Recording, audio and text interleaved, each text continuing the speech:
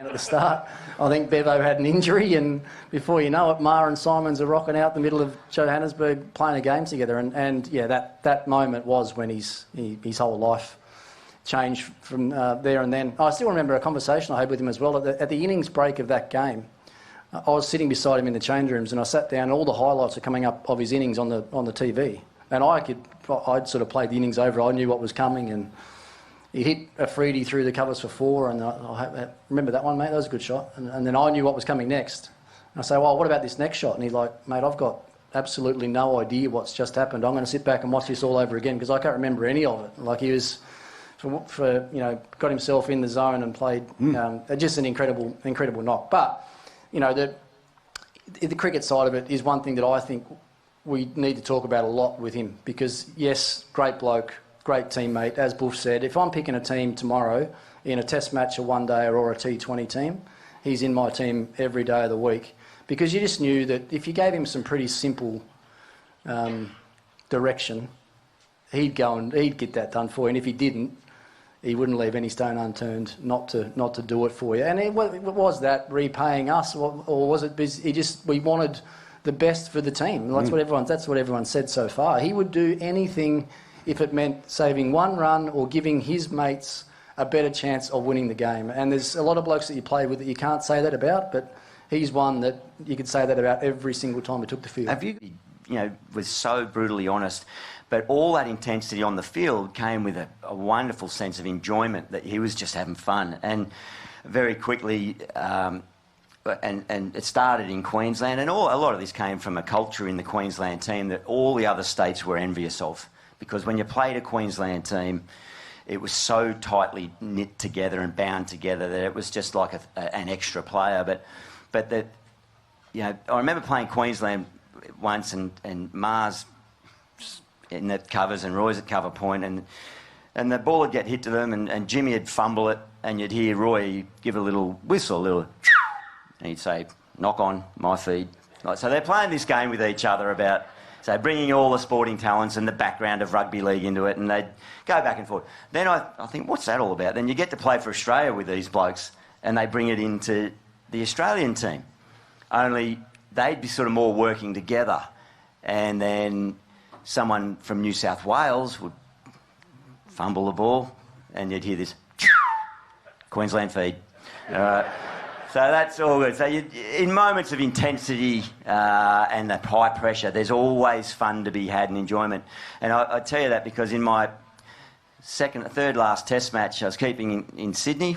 Should have been your last. It should have been my last. So the way I was catching them or not catching them, but I was having my own wrestles in that test, and I dropped one catch, and there's sort of silence around. There's never much said after you drop a catch. Anyone that's played cricket knows it's the worst feeling in the game. I dropped another catch, still nothing. Not getting a lot of love from the support from the boys at this time. After I dropped my fourth catch, and I'm not a word of a lie, fourth catch in a test match. It's the end of the over, and I'm walking up towards the other end. I'm about mid-pitch, and Roy's crossing over from cover point to mid-wicket, and he just comes past me, and just quietly I hear, Queensland feed. So he knew how to break a tense moment or how to pick you up and just give you a chuckle, and that was the beauty of him.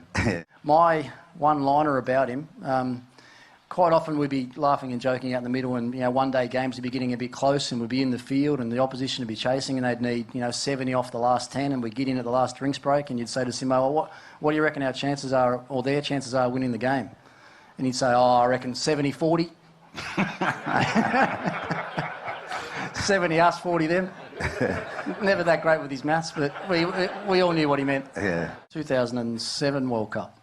Remember in the one-day series in Australia before we left, he tore his bicep tendon off while he was batting, and we had the World Cup. We were leaving for the World Cup a couple of weeks later, and he was trying to bat with one arm, and he called the physio out and pulled his shirt up, and his whole bicep had basically dropped. His bicep had dropped down and sitting on top of his elbow joint, sitting there. And he just wanted to keep batting. He said, I said to Alex, just push my bicep back up a bit, put a bit of tape around it, I'll be fine.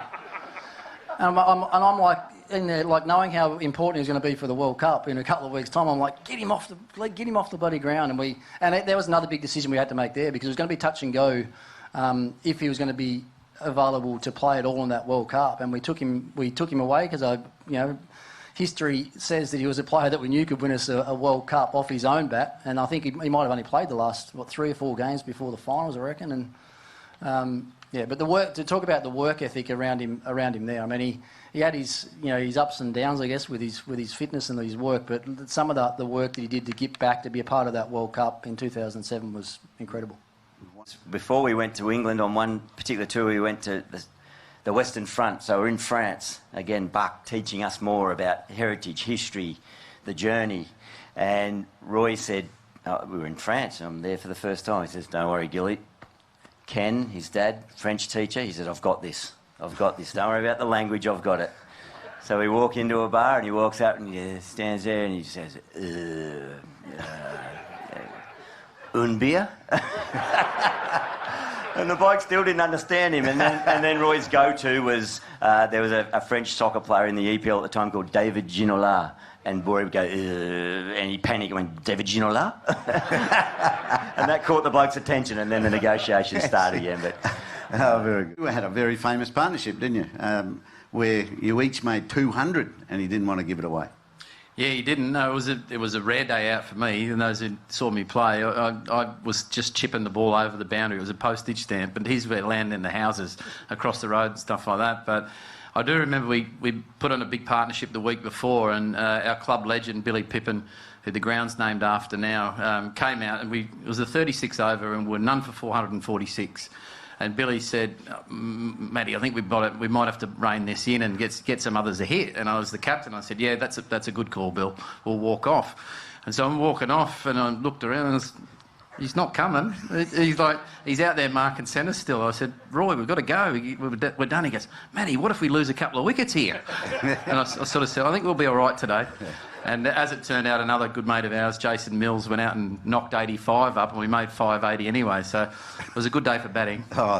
Even though we talked about his poor telephone technique, his IT, he was an early adopter for email, wasn't he? Yeah, that was. I'd never been more shocked in my life. It was when the internet was quite new, and somehow there was a Roy17 at Aussie Mail address come up, and I was like, this can't be right. So I sent a message to him, and hey mate, how you going? I was the other side of the world. I didn't think much of it, so I saw him about 6 months later. I said, mate, did you get that email I sent you? First of all, are you on email? He goes, yeah, I am. I said, did you get that email I sent you? He goes, yeah, I got it. You didn't put a return address on it, though. I said, what about that reply button? He goes, oh, that's a good shout. I'll remember that for next time.